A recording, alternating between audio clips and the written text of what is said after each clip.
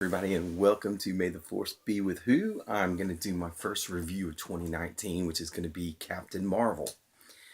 Now, how do I start this? I know that there's been a lot of negative stuff towards Brie Larson because she doesn't care what 40-year-old white dudes think of certain movies. And I'm going to be totally honest, I really didn't want to go see this film. And I have to thank my lovely girlfriend, Amy, who kind of Jedi mind tricked me to go see it. And, it's the setup for Avengers Endgame. So, got my Avengers hat, had my Avengers ring. I was ready to roll. And I'm going to say that surprisingly, it was not a bad movie. It wasn't. Now, that's out of the way. Let's get to Brie Larson herself as Captain Marvel, or Vers, or Carol Danvers, because she's a version of each character throughout the movie. She is by far the weakest link in the film, and I don't want this to come off as hating on Brie, because if it were anybody else in this role, I'd do the same thing. But her delivery sometimes is Hayden Christensen level wooden.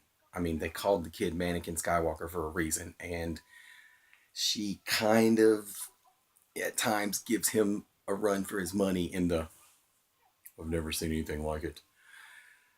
It's wooden. It's wooden as hell. The delivery you see in the trailers is accurate. She is very wooden, except for her pretty much every scene she shares with Samuel L. Jackson, motherfucker, and some of the scenes with Jude Law. She has personality.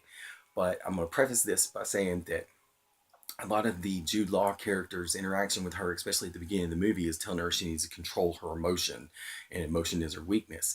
And it's kind of like they took that and they ran with it, because some of the scenes she had later in the film with Annette Bening are just, if it wasn't for Annette Bening, the scenes would just be atrocious. It's I'm throwing that out there. If you want to say I'm hating on Brie, or this is a anti-feminist thing, then come at me. But it's not.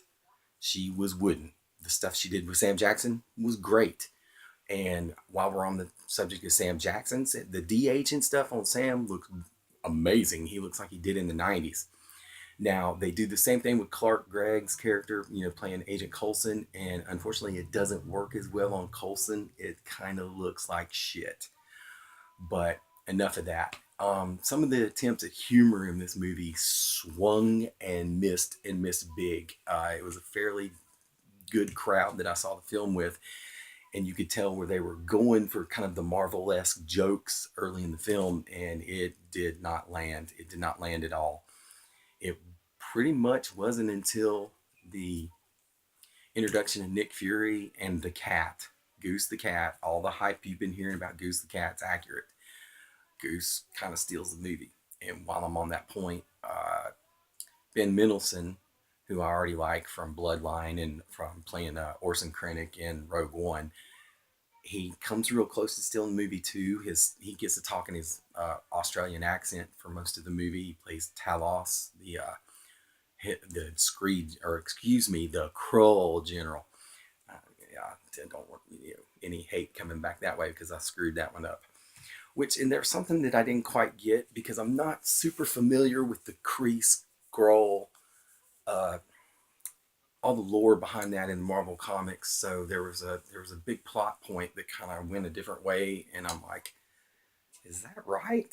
Because everything that I've seen from the Earth's Mightiest Heroes cartoon and some of the other Marvel stuff that I've been subjected to doesn't really jive with that. But if that's the way it really is, that's okay. Uh, there were some returning characters from the first Guardians movie. Lee Pace was back as the uh, the Inquisitor. Oh God, Ronan the Accuser, or the Inquisitor. I'm probably gonna get some crap for that too.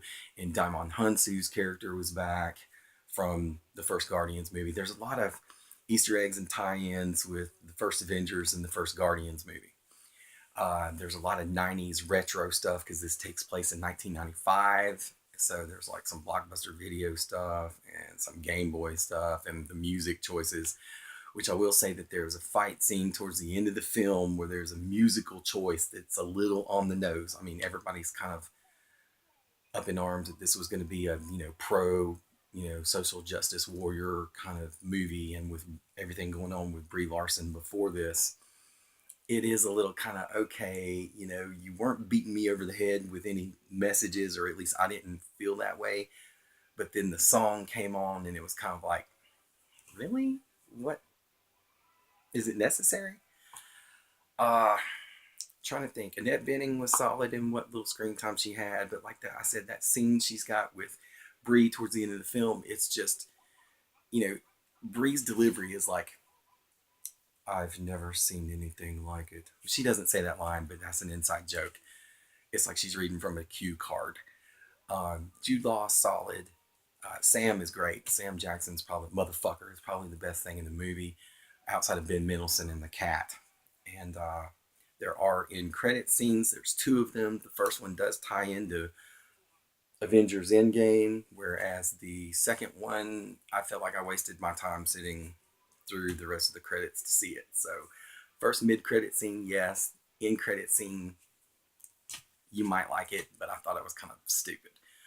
Um, oh, and they tease Fury losing his eye more than once in the film, and you kind of, anybody that's watched Marvel movies or watch action movies for most of their life, they kind of like, okay, I see where this is going. I see where this is going, and they go there. And I'm not gonna spoil it. I mean, probably, oh, you done spoiled Fury loses his eye. Well, we already knew that. Nick Fury in the Avengers and all the other Marvel movies doesn't have, one of his eyes. He wears a fucking eye patch. So yeah, we get to see how he loses his eye, and you kind of see it coming, and you're like, okay, really, that's how we're gonna do this. Okay. I really went in wanting to hate this movie, and I really didn't want to go see it.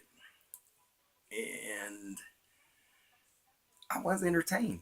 Um, the supporting cast was great. The action was great. It was just, you know, and like I said, if you want to come at me for hating on Brie, then come at me. But I felt she was very wooden. Like I said, she was Hayden Christensen's level of wooden, with the exception of the scenes with Sam and some of the scenes with Jude. It was kind of like, can you not act with anybody else, or was it a directing choice? Because like I said about the thing in the beginning where they keep going getting at her about her emotions being her enemy, well, they took it to a whole new level, because calling her wooden in some of those scenes is like an insult to trees.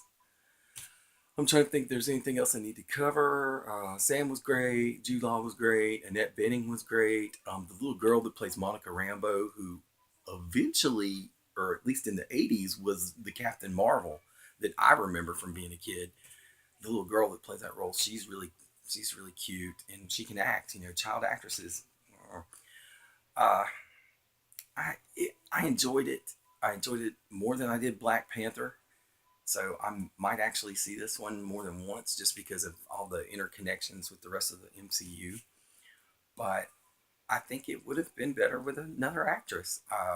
Emily Blunt probably would have been awesome in this role, but I don't hate it. It was okay. Um, it could have been a lot better. And Sam the cat and Ben Mendelsohn are the best things in the movie. So I'm gonna give it a 6.5, because your lead needs to be a strong point, and she wasn't. So anyway, until next time, keep on keeping on, and may the force be with you.